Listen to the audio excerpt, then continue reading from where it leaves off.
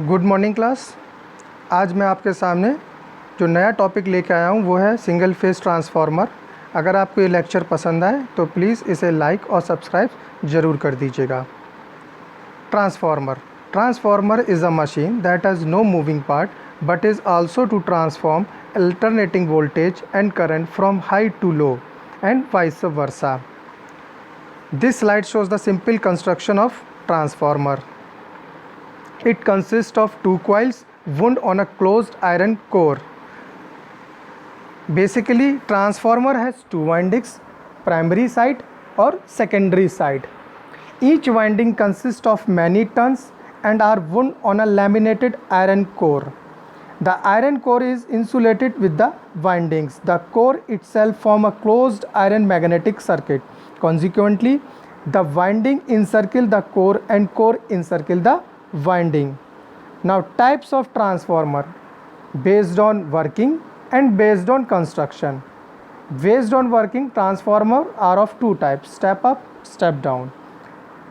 Based on construction, transformer also are of two types: core type, shell type.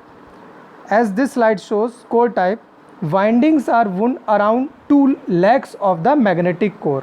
Magnetic core को हम योग भी बोलते हैं और जो इसकी स्ट्रेट लाइन्स हैं उनको हम लिम्ब बोलते हैं। तो वाइंडिंग आपकी कैसी होती है, पहले हम लो वोल्टेज उसको ओवरलैप करते हैं हाई वोल्टेज वाइंडिंग से।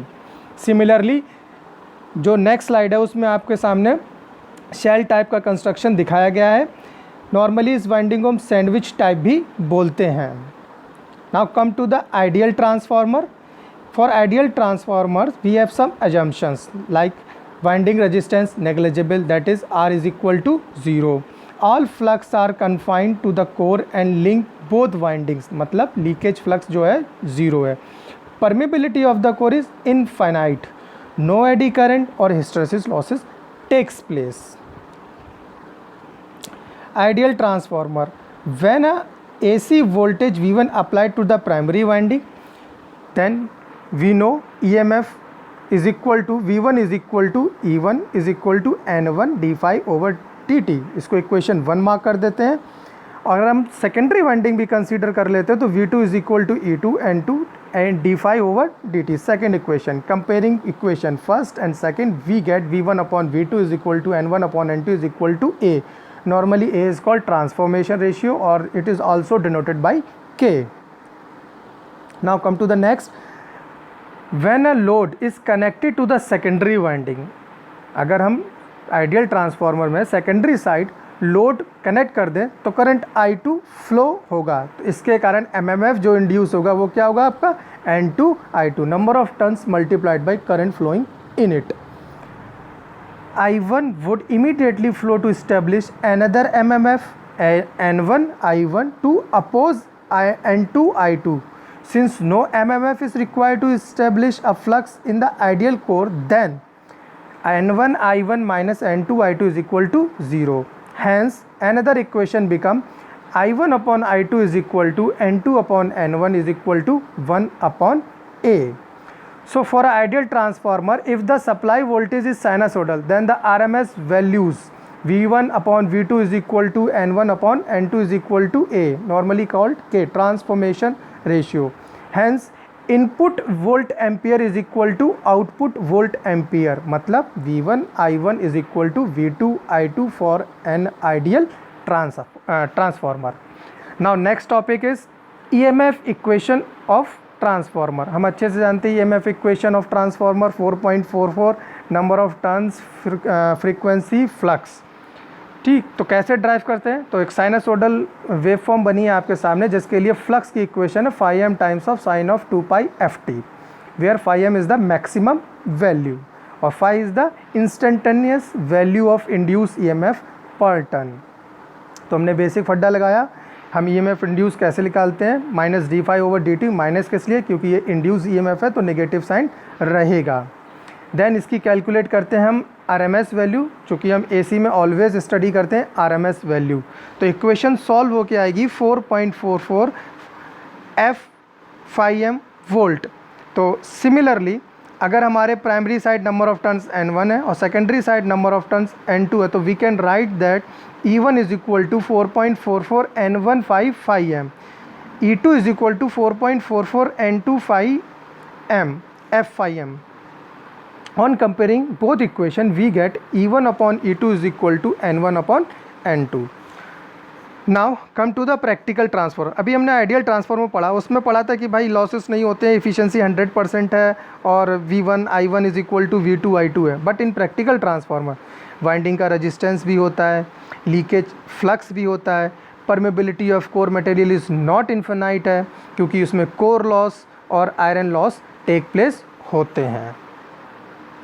अब आइडियल ट्रांसफार्मर पढ़ लिया, प्रैक्टिकल ट्रांसफार्मर पढ़ लिया, बट हमको स्टडी करना है अब कि हम ट्रांसफार्मर का इक्विवेलेंट सर्किट कैसे बनाते हैं, how we develop the equivalent circuit of a transformer. तो हमने क्या किया, considering the winding, primary side, secondary side, सारे वेरिएबल्स के नेम्स दे दिए, V1, R1, I1, N1, phi m, I2, R2 और V2.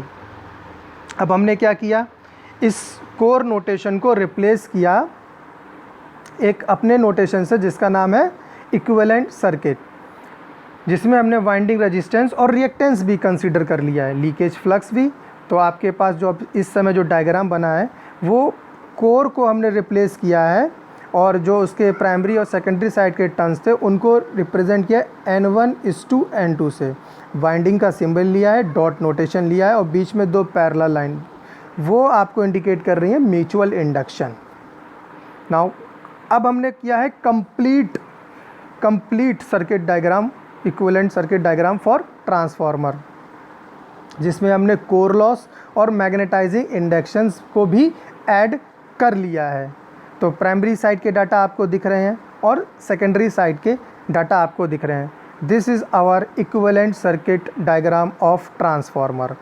अब क्या होता है कि हम कभी कभी अपने डाटा को प्राइमरी से सेकेंडरी रेफ़र कर देते हैं, सेकेंडरी से प्राइमरी रेफ़र कर देते हैं. तो उसके लिए हम कैलकुलेशन कैसे करते हैं, जैसे अगर हम सेकेंडरी साइड को देखें तो सेकेंडरी साइड के पैरामीटर हैं X12, R2, V2, E2. तो ये जो पैरामीटर्स हैं आपको प्राइमरी साइड ट्रांसफ़र करने होते हैं या प्राइमरी साइड के पैरामीटर सेकेंडरी साइड ट्रांसफ़र करने होते हैं. तो वो जो चेंज आता है, जैसे अगर मेरा नेक्स्ट स्लाइड आप देखो तो लिखा है इम्पीडेंस ट्रांसफ़र. इम्पीडेंस मतलब अगर हम प्राइमरी से सेकेंडरी जा रहे हैं, सेकेंडरी से प्राइमरी जा रहे हैं, तो क्या वैल्यू में चेंज आएगा रेजिस्टेंस के, इम्पीडेंस के, रिएक्टेंस के, वोल्टेज के और करंट के. तो वही हमने कैलकुलेट किया है. तो हमने Z2 अपना primary impedance secondary impedance consider किया है, जो कि सिंपली क्या है, Z2 is equal to V2 upon I2. अब इसका जो प्राइमरी इम्पीडेंस है Z1, तो हम कैसे लिखेंगे, V1 अपॉन I1. अब V1 also replace by A times of V2 और I1 also replace by I2 by A. अगर हम इसको सॉल्व करेंगे तो आपका जो Z1 होगा वो A स्क्वायर Z2 आएगा. ठीक है, क्या आएगा, A स्क्वायर Z2. तो A स्क्वायर Z2 को हम क्या कर देते हैं, A2Z. मतलब कभी कभी जैसे हम सेकेंडरी से प्राइमरी जाते हैं तो quantities multiplied by A square, और वोल्टेज करंट की बात करें तो डिवाइडेड बाई A और multiplied by A. Now an impedance Z2 connected to the secondary will appear as a impedance Z2 dash looking for the primary. जैसे कि हमने अभी इसमें बताया कि आपका जो ट्रांसफ़र हुआ है Z2 को अपने प्राइमरी साइड जब भेजा तो उसकी वैल्यू Z2 डैश बन गई, जिसकी वैल्यू क्या है, A स्क्वायर Z2. अब सारे फॉर्मूले हम लिख लेते हैं. अगर हमने प्राइमरी साइड का डाटा सेकेंडरी साइड भेजा है तो Z1 डैश हो जाएगा, उसकी वैल्यू क्या हो जाएगी, Z1 अपॉन A स्क्वायर. तो impedance transfer is very useful because it eliminates a couple circuit in a electrical circuit and thereby simplify the circuit. अब सारी चीज़ों को हमने रेफर टू प्राइमरी किया है और रेफर टू सेकेंडरी किया है. ये स्लाइड में आपको equivalent circuit when secondary resistance and reactance are refer to primary side. तो आपके सामने X12 डैश हो गया, R2 डैश हो गया, V2 डैश हो गया, E2 डैश हो गया. Similarly when all the quantities, जैसे क्वांटिटीज़ मतलब voltage, current, impedance refer to primary, तो ये कैलकुलेशन आपको आएगी. इसकी डिटेल्स और भी हैं, फॉर्मूलेज़ हैं, तो हम साथ साथ उसको भी देखते रहेंगे। अब हमने प्राइमरी साइड का R1 और प्राइमरी साइड का R2 डैश, इसको सॉल्व करके एक इक्विवेलेंट निकाला R इक्विवेलेंट 1। आप स्लाइड में देख रहे होंगे अप्रॉक्सीमेट इक्विवेलेंट सर्किट। और सेकेंडरी और प्राइमरी साइड का रिएक्टेंस X1 और X12 डैश, दोनों को सॉल्व किया X इक्विवेलेंट। तो ऐसे सॉल्व होके क्या निकला, Z equivalent primary side, Z equivalent 1। आप सिमिलरली आप सेकेंडरी साइड के लिए भी कैलकुलेट कर सकते हैं। नाउ सेकेंड है हमारा voltage regulation. Any source having internal impedance suffers a change in voltage when supplied to a load.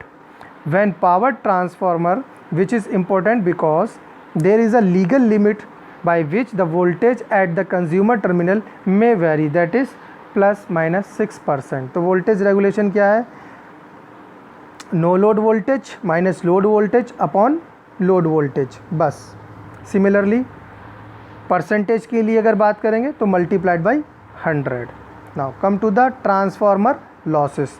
तो 2 टाइप्स के लॉसेस ट्रांसफार्मर में टेक्स प्लेस होते हैं, कॉपर लॉस, आयरन लॉस।